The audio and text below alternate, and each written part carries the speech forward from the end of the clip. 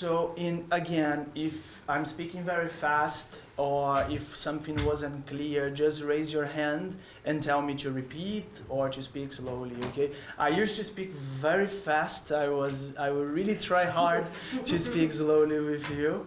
But so the lecture is about sports economics, and it's gonna be quite brief and very, very light. So the idea is to show one specific, very specific research line in economics and in management that you are third, fourth year. So if you are interested, you can also develop research, your bachelor thesis in this area. So just to offer one more research area. So someone here is already aware or have heard something or read something about sports economics before? No one? So you already. So that's okay. So it's gonna be really light. I won't be entering econometric modeling or nothing like this. It's just to show more or less how this research area is designed. Okay? I'm associate professor in Higher School of Economics. I guess they already said. And we are now partners, so I'm really proud to be here. So the first association when I talk about sports economics, everybody connects sports economics with money. And they say, it's the money on football, the money on hockey. And they're not wrong, but that's not only money. So finance is part of the sports economics. But I decided just to Google it. I put sports economics in Google, and this is the kind of picture that appears. Yeah, everybody refers to sports economics as the money in sports. So it's a bit sad when we are researching in this area to really limit your research area in just a single topic, but they are not wrong because this is an important component of sports economics. And at the same time, when I talk about friends, when I talk about colleagues that make research in sports economics, such questions to me appears like, was the signing of Neymar very expensive, 222 million euros? What about the salary of Messi? So is he worth it? And I say, well, I don't do proper research about players' salaries because we don't know their salaries. We just have very few estimations about the salary, so it's very difficult to know whether it's worthy or not. And also no one here would like to know if our salary is good or bad. But yeah, there is a long literature talking about the salary of the players. So it's not my specific research line, but imagine that you are interested in understanding the salary of hockey players here in the Continental Hockey League. Yeah, go ahead. Such kind of research exists, such kind of research framework exists, and there are the determinants of the salaries. There are the determinants of the transfer fee. So yeah, now we start to talk about sports economics. So salaries of the players, transfer fee of the players, this is a part of sports economics that if you are interested in it, so go ahead. But speaking about sport economics itself, sport economics comes from economics. So are you students from economics, management? It's mixed, right? Some from economics, something from management. So the idea is that finance is here, as I say, and there's a lot of topics. And imagine that everything that can be applied for economics can be applied for sports economics as well. Why? Because in the general concept, economics is the social science talking about production, distribution, and consumption of goods and service, right? And the single difference from economics to sports economics is that the goods and the services are from sports. So we are not talking about any kind of production site of a wine or a car or a boat or a clothes or a cell phone. We are talking about any kind of sport good or sport experience. So sport matches, sport merchandises, and anything related to sport sponsorship, anything related to sports can be assessed through the sports economics.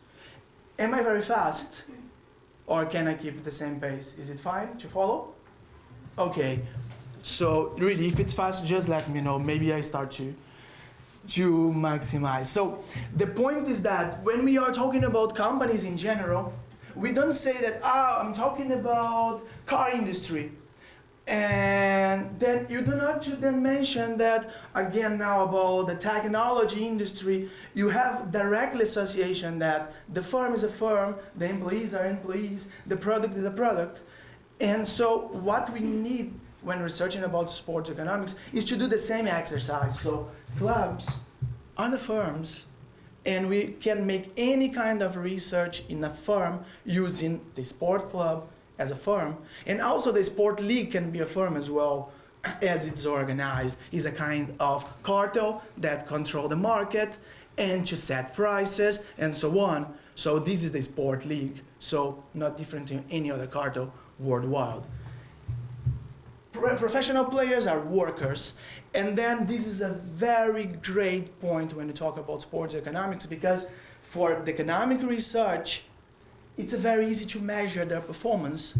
So if we go, for example, to the car industry, we go to, I don't know, Toyota, and what is the matter of performance? What's the metric of a performance to one specific employee? Sometimes it's easy, but many other times are extremely difficult to say how many components he or she developed, or the sales can be for the company itself, not for the employee. But in sport players, it's so easy. You know how many goals they score, how many assists they had, how many kilometers they run. So the performance indicators in sports are very clear. And plus, let's say if I work as a cashier in the supermarket, perhaps I'm just working for a life, not necessarily I want to maximize my production and pass fast all the products to earn more. I want to earn more. But here they are competing strongly, highly competitive environment. So they know that we assume that them all want to win all the time. So in this sense, we can really, how can I say, evaluate their performance in an easy way. And the product, I already mentioned many different products, but in the sport industry, the game itself is the most valuable product. Players can be considered as a product, yeah, we have extremely expensive transfers, but still, where the money is paid is on the matches. So the television rights, the ticket consumption, now streaming platforms, so the game is the key product in this industry. Everything clear? Any questions?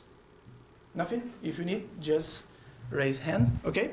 So, as I say, this is a very, very, very brief class. I was planning that it would be double because I thought that would translate. So we have a lot of time to discuss as well.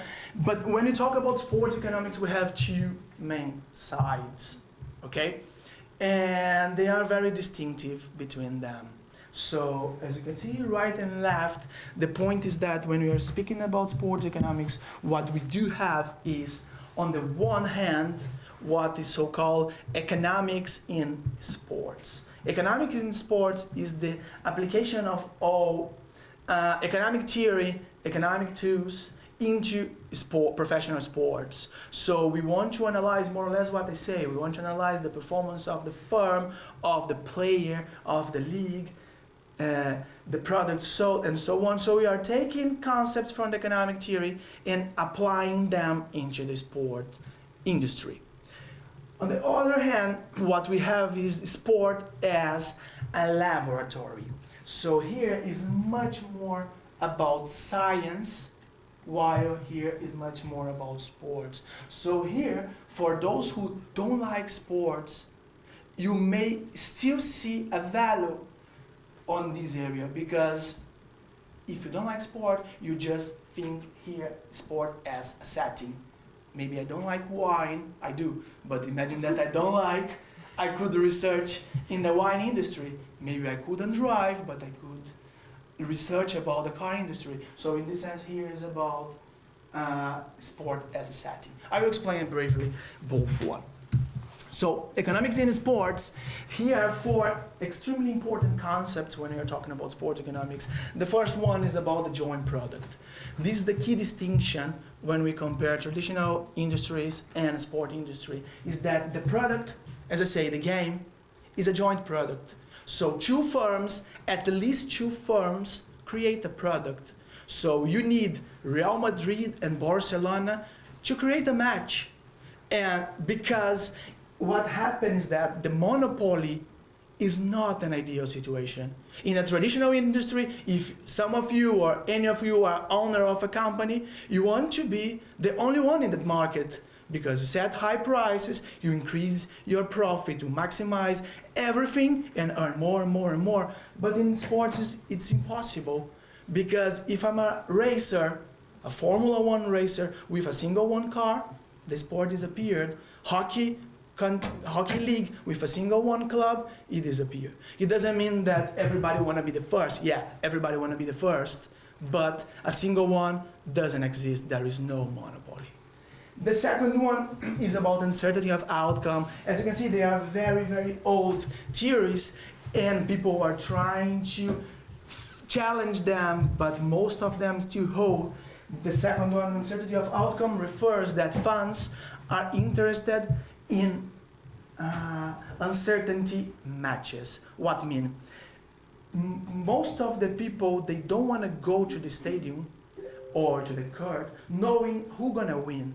For sure, if I'm a supporter of Habar's football club, I want to see my team winning, but the uncertainty component is very important because if one single team win every single season, every single year, the industry collapses because finally no one has interest. So that's why the competitiveness in the sport industry, it's a very, very important component.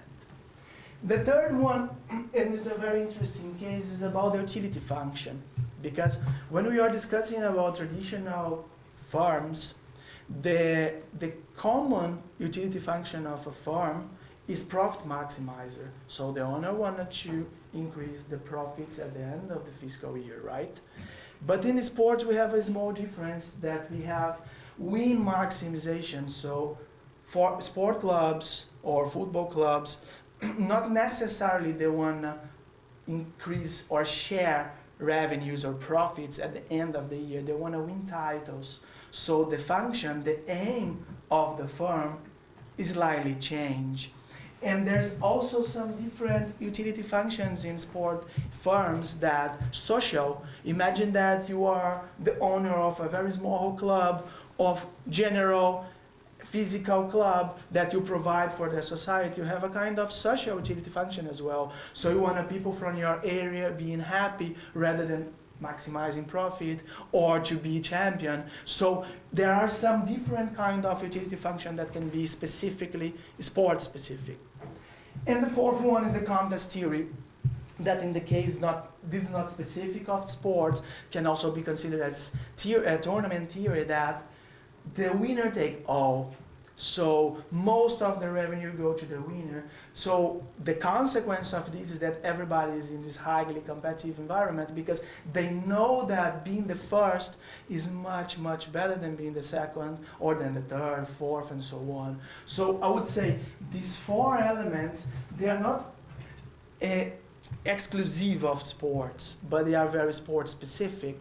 And if you want to research about sports economics, it's always important to have it in mind that we cannot simply compare plane industry or construction industry to sports. There are some particularities that take place, and you have to understand this basic theory, this elemental theory, in order to research before.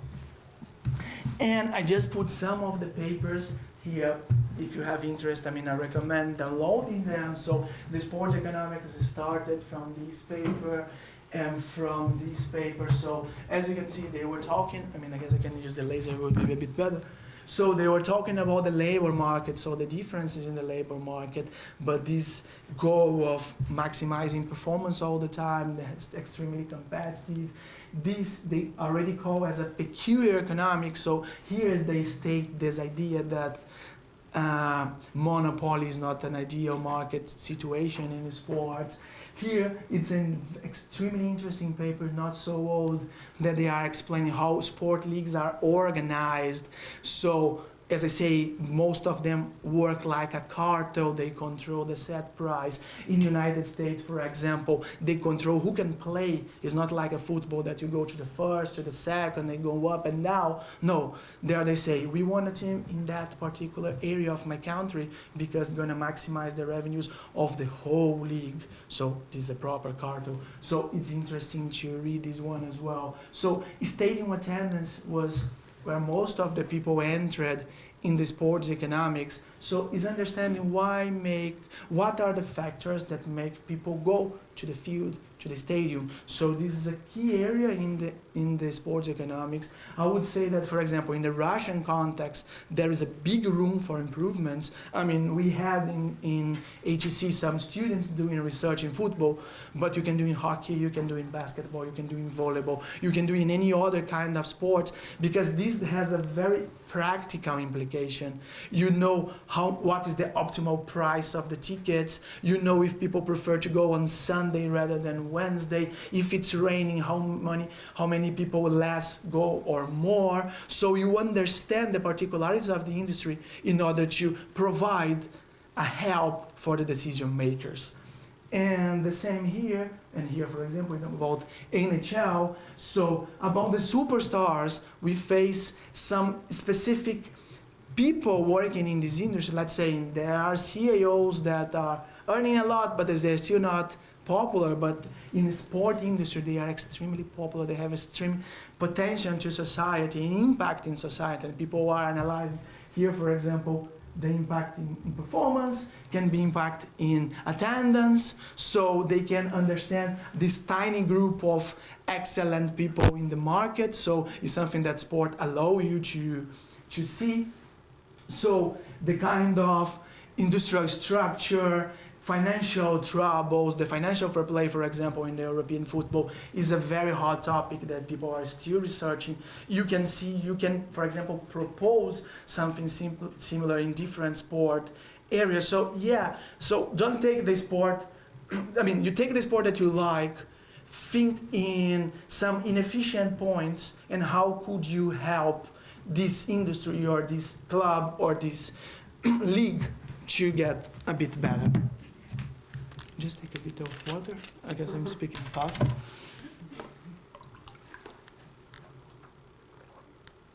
So I just added some other papers here just to show more or less about other elements that people are researching that sometimes doesn't pass to our mind. For example, this is one of sonic exploitation. So here they were talking about the salaries and the way the league and the clubs were making players earning less and less over the time.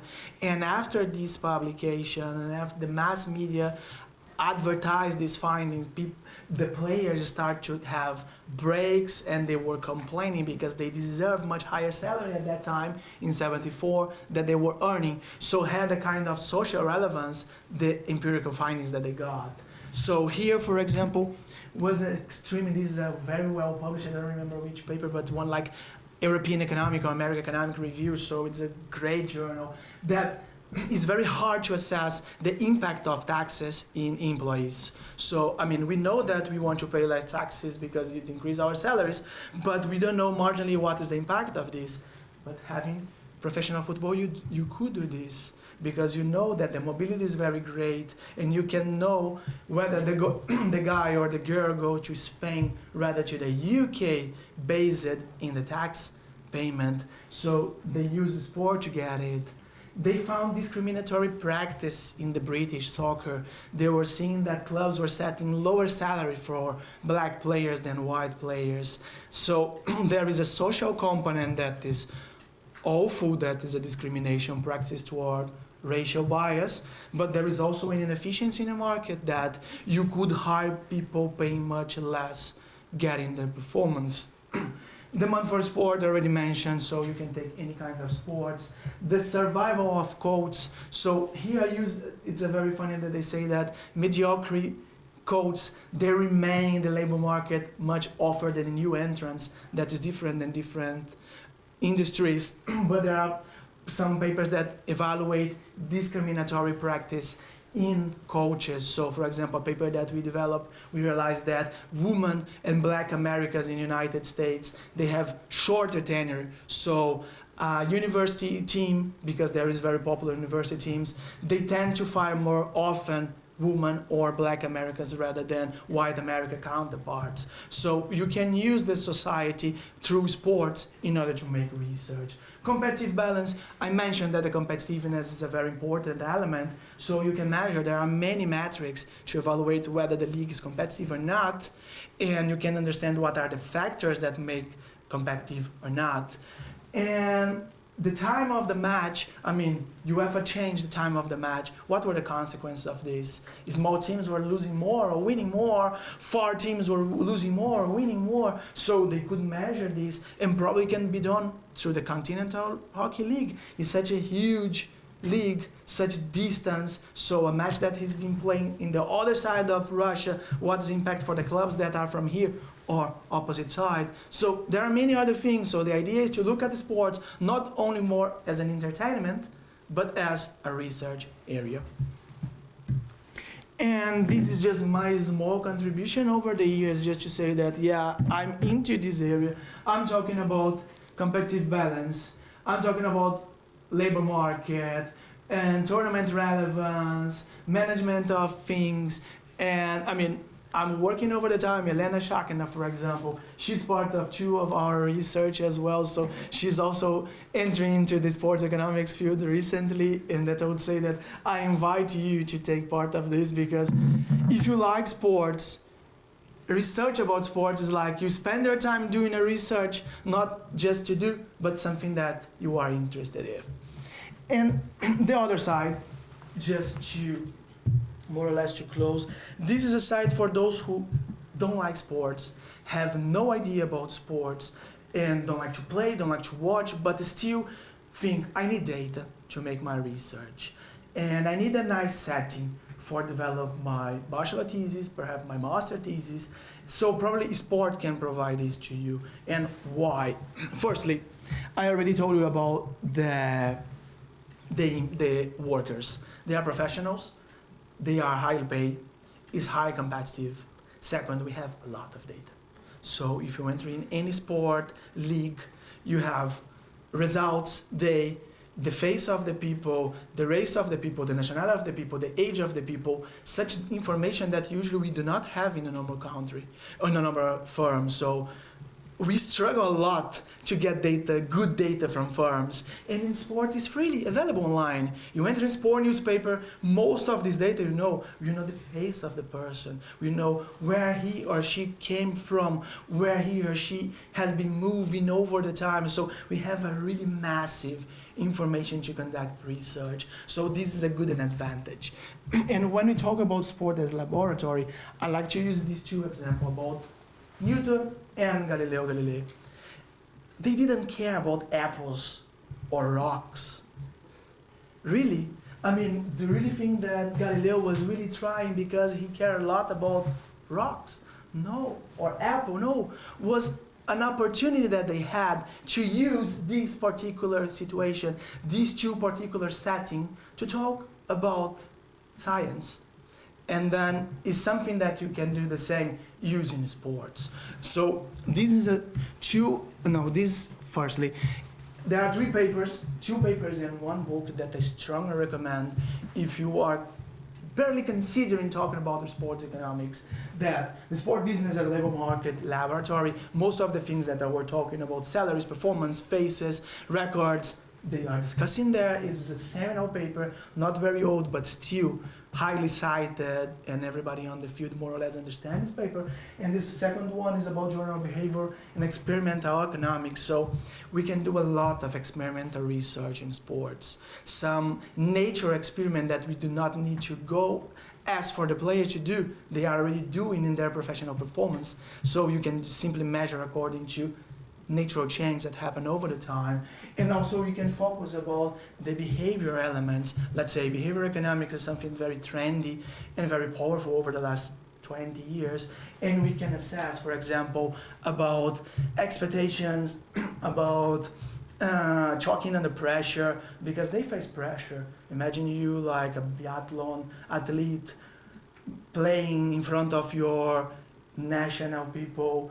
You have a strong pressure. You are in Olympic Games. Can you imagine how many people over the world are talking about your name, about your performance? So we have seen this in the Tokyo Olympics, the gymnastic girl that she dropped even being the highest champion. Recently, the surf champion also dropped from the first. So professional players are facing mental health problems as well. So you can experiment this by economic lens. So this is extremely nice two papers from the same researcher. He's a Spanish researcher. He works currently in the UK. But what he used one of the simple tasks in football to analyze game theory. So he provided an empirical, not only evaluation, an empirical result, an empirical finding regarding the minimax, one of the most classical and hardly to prove theory within the game theory, using this. Some zero game, two players, both want to win. It's one win or another, and there is nothing better than a penalty for making it. And he published it in a very great review of economic studies. Later on in econometrica, performing some experiments. So very simple task using one of the simplest movements in one professional sport. He managed to put papers in fantastic journals. You can think about any other sports, any other tasks. Never think in very complex stuff. Go to the simplest one because perhaps there are the keys. And some other research talking about these areas like racial discrimination. I told that British teams were paying less for black Americans. Here's very interesting finding that they realized that black referees were favorably to black players, while white referees were favorably to white players in the American National Basketball. Later on, when these results were published, not only in the Oxford University Press, but afterwards in the press, New York Times, and so on, these discrimination practices disappeared. So there is a strong social relevance for such findings. Choking under pressure, so they could compare whether men or women perform better under pressure. In this particular case, in the tennis, women perform much better than men. Men were choking under the pressure. In the second serve, men fail much more. Here, born at wrong time, this is a selection bias that teams tend to prefer those who were born in the first half of the year because they are basically first half of the year older when they are young. So this is a draft, everybody's young, but these young people have some kind of nature advantage, or teams tend to discriminate them based on this. And this one is a very recent from two of my colleagues that we also have researched together. They decided to evaluate discriminatory practice across Europe.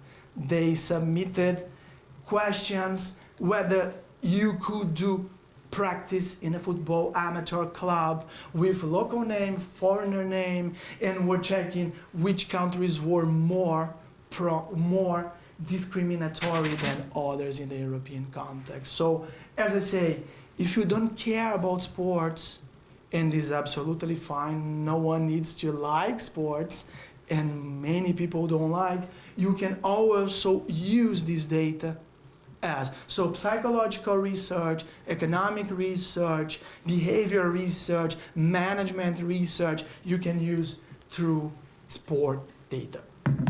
So just to finish this very short talk, as we are just going to do your bachelor thesis, some of you might be interested in doing research, so just recommend the journals that here they have these 5 are the best in sport management and economics, and I would say that I wouldn't say that it's an easy literature, but it's a pleasant literature to say, because they try to later on go to newspapers, so it's a kind of nice research read. They are not very technical, they are talking about something that happened in society, some particularities of the sporting setting, so usually they are great. So if you are interested definitely recommend paper from these 5 journals.